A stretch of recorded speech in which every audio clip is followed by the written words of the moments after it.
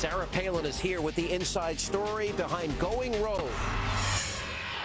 And thanks for joining me for this special edition of Hannity tonight. For the full hour, it is the interview that you've all been waiting for. And joining me now for her very first cable interview since the release of a brand new book, the author of Going Rogue in American Life, the former governor of the great state of Alaska, Governor Sarah Palin. Governor, how are you? Thank you so much for letting me be here. Well, we appreciate it. All right, so we got the full hour, so I'm not going to start with issues, because this is really a biography of your life up till now. Fair characterization? It's a compilation of lots of journals from when I was a little girl until where I am today. All right. Now, because some of this kind of shocked me as I was going through the book, you know, and maybe it describes why maybe some people have negative feelings towards Governor Palin, and we'll talk about that in a minute. You write, for example, you went hunting with your father before school one day. Many days we went hunting. Many days? Yes. Okay. Yes. I looked down to see the moose's eyeballs lying in the palm, in his palm, still warm from the critter's head. But when he saw the wrinkle in my nose and the shake of my head slightly, he set him aside. He realized that even though he'd raised me to be a hunting buddy, I had my limits. Yeah, things like that have just been a part of my upbringing, a part of that real life that is Alaska. It's kind of a rugged lifestyle up there. Things like that aren't uncommon, and my dad is a science teacher with his elementary students. He wanted to kill two birds with one stone that day, being able to fill the family's freezer and bring in specimens so his students can see what an animal is made of. Well, that's for a young girl. I don't know what I would do if my father was holding, you know, warm eyeballs of a moose. An event like that or an activity like that really helped shape me. Being out there hunting, being out there very active, very much a lover of our outdoors and our clean environment up there, and respecting the wildlife up there. It helped shape a lot of my political positions. You talk a lot about your personal life, too. You talk about Todd and your relationship with him. You guys were dating at a pretty young age. And you tell the story in the book that you weren't allowed to use the phone, so you would communicate on what, radios? On VHF, yeah, on our back porches. We live 5 miles away, and he took his radios off his commercial fishing vessel, and that's how we would communicate way back in the day. And then you discovered that truckers were listening in. Yeah, we did. They'd be barreling through town, and the truckers could hear what we were saying, so that put a stop to those midnight chats. I would think that might. Anything that might be recorded by the trucker as he goes along. Right. And then also, a lot of people don't know, you eloped. How old were you when you eloped? 23, and yeah, we were broke, didn't want to spend any money that we didn't have, always quite frugal, and just surprised our parents and our friends and family, then had a big reception afterwards. A big reception at Wendy's?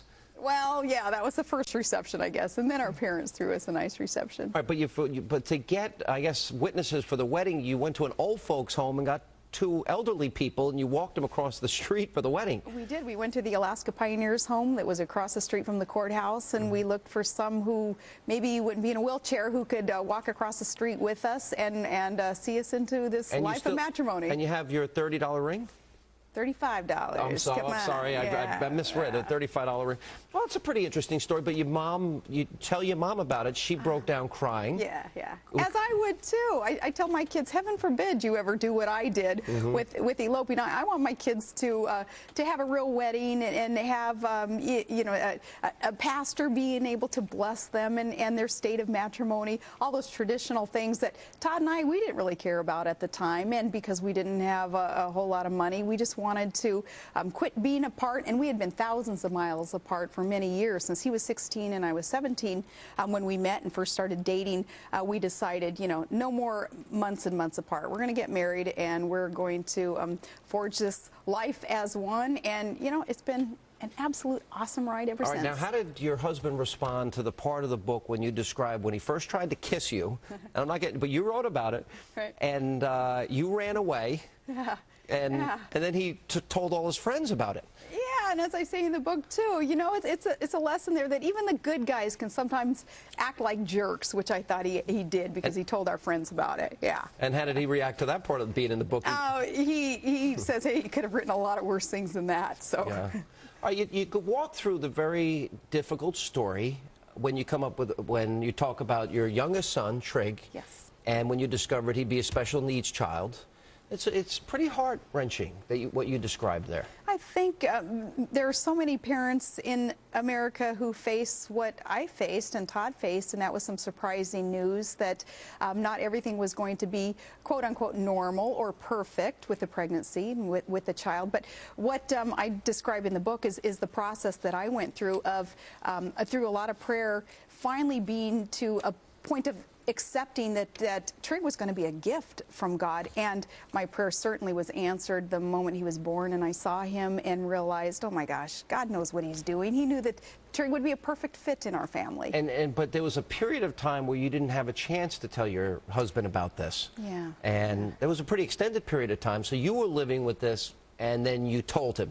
Tell us how that, you describe it in the book. Right, that was a rough couple of weeks, about 3 weeks, when Todd and I were physically apart, and I didn't want to tell him over the phone that our child would have Down syndrome. I wanted to be able to sit down with him and look him in the eyes, and finally when we were together and I was able to tell him, Todd had such great perspective and a great attitude about it, and probably a better reaction to the news than I did at first, where he was quite accepting and reassuring me that everything was going to be okay, and truly that is certainly what has happened. Everything has been okay. And one of the things he said to you, I guess the question came up, why us? And his answer back to you was, why not us? Exactly. What is that? That's a pretty interesting response to me. Todd has that perspective, and I learned from him. It's so helpful and helpful to that perspective in this arena of politics, which can get quite ugly and brutal.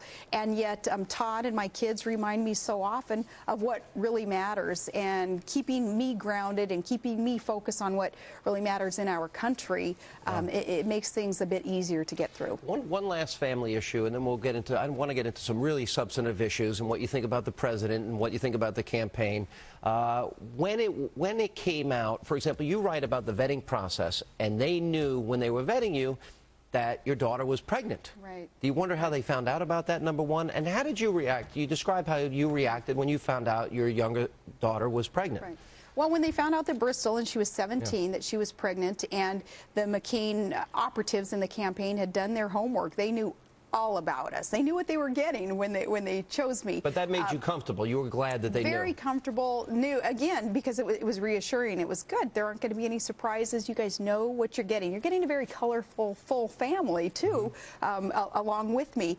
But I was very surprised that the campaign wasn't ready to react then to that circumstance. And the circumstance was a teen who is pregnant and unmarried. Well, that's a challenge. It's not something to glamorize and to strive to emulate by other girls. I certainly didn't want a message sent that it was okay and that it was something that we were giddy happy about. In fact, Todd and I had great concerns. Bristol, she was embarrassed. She was quite concerned about the challenges ahead. And the campaign kind of reacted to it in a way that I thought, this isn't the message that we want to send initially. So we had a little bit of, right off the bat, some discussion on what I would be able to say and articulate to the public. And you rewrote this statement, but then you found out on the news that it was already released. Right. And that disappointed you. It disappointed me because it was a, a very personal issue, and yet we had an opportunity there to send that message right out of the chute, the right message about the problem of teen pregnancy in our country. Last question on this.